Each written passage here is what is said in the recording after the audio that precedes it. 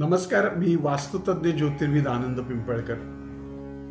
हनुमान जयंती होती आणि प्रचंड गर्दी होती. काल हनुमान जयंतीला आमच्या रस्त्यामध्ये प्रचंड गाड्या वगैरे लागल्या होत्या. अन्नदानाचा कार्यक्रम चांगला होता, छान, काही प्रॉब्लेम नाही. पण आज मात्र त्या हनुमानाच्या मंदिराच्या तिथं कोणीच नव्हतं.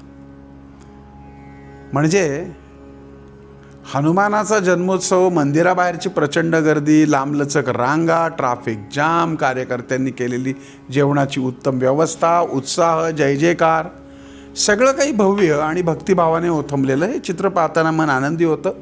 समाधान वाटतं की खरंच श्रद्धा अजूनही जिवंत आहे.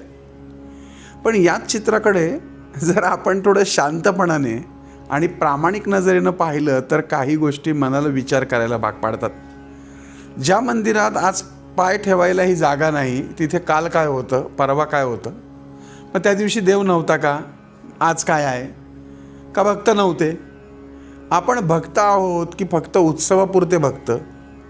जन्मोत्सव, जयंती, उत्सव, पुण्यतिथी आली की आपली श्रद्धा जागी होते आणि दुसऱ्या दिवशी पुन्हा सगळं शांत, जसं आज झालंय.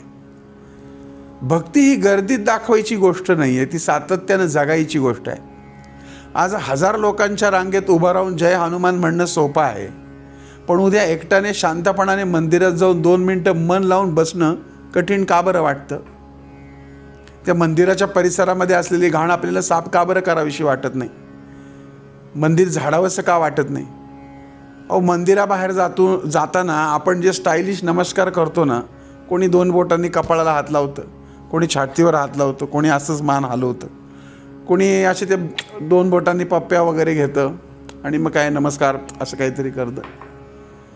देवाला या काय स्टाईलची गरज नाही हो. त्याला प्रामाणिकता हवी आहे, तुमच्या मनाची, तुमची श्रद्धा हवी आहे. ही कुठली नमस्काराची पद्धत? असं मान हलवून कुठली पद्धत?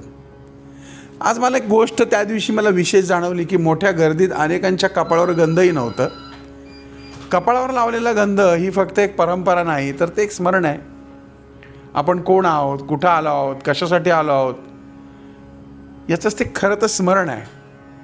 आणि गंध हा काय करतो तर आपला अहंकार कमी करून नम्रता वाढवतो. त्यामुळं प्रत्येकानं किमान इतकं भान ठेवावं की देवदर्शनाला जाताना आपण स्वतःला थोडं सुसज्ज करून जावं.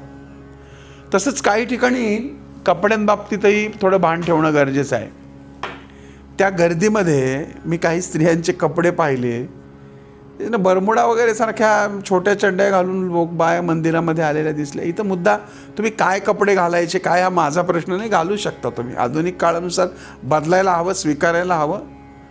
पण काही ठिकाणी काही प्रसंगी थोडी जाणीव तर ठेवायला हवी ना.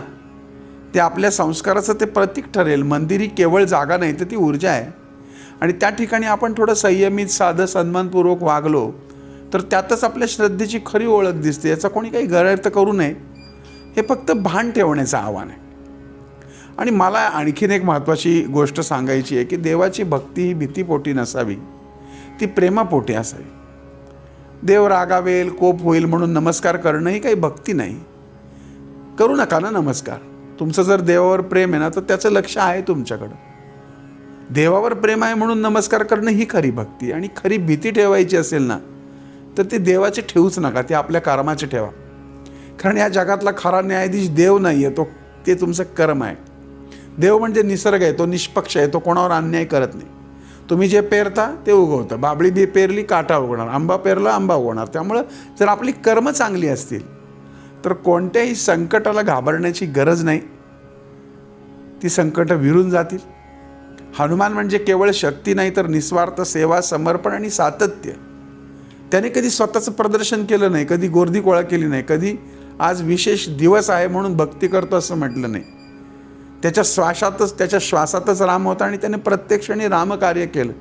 अगदी हृदय फाडलं तरी त्यातून राम दिसला. मला वाटतं आपणही नाही हनुमान होऊ शकलो, पण जर थोडंसं बदललो आपण, उत्सवापुरतं नाही तर रोजच्या आयुष्यात आपण भक्ती जगायला सुरुवात केली. नमस्कारात स्टाईल नाही, मन दिलं, कपड्यात दिखावा नाही, भान ठेवलं आणि देवाला घाबरण्याऐवजी कर्माला घाबरायला शिकलो तर मला वाटतं खरी भक्ती ही आपोआपच घडेल. या मंदिरांमधल्या रांगा एक दिवस संपतील, उत्सव देखील संपतील, जय जयकार थांबेल, त्या दिवशीचं काम आहे. पण तुमचं कर्म आणि तुमची श्रद्धा हीच कायम तुमच्यासोबत राहणार आहे. मी असं म्हणत नाही की एखादी जयंती असेल तर त्या दिवशी जायला पाहिजे, त्यात काही वाद नाही. पण तुम्ही तुमच्या घरामध्ये सुद्धा अशा प्रकारे देवतांच्या स्थापना करून पूजा अर्चा करू शकता की. मला एकच म्हणायचं आहे की कोणतीही भक्ती करा, पण त्याच्यामध्ये प्रामाणिकता आणि सजग मन असणं गरजेचं आहे. असो, तुम्हाला आवडेल नाही आवडेल, तुम्हाला पटेल नाही पटेल, तुमचं काय मत आहे ते कमेंट करा. पुन्हा भेटूयात.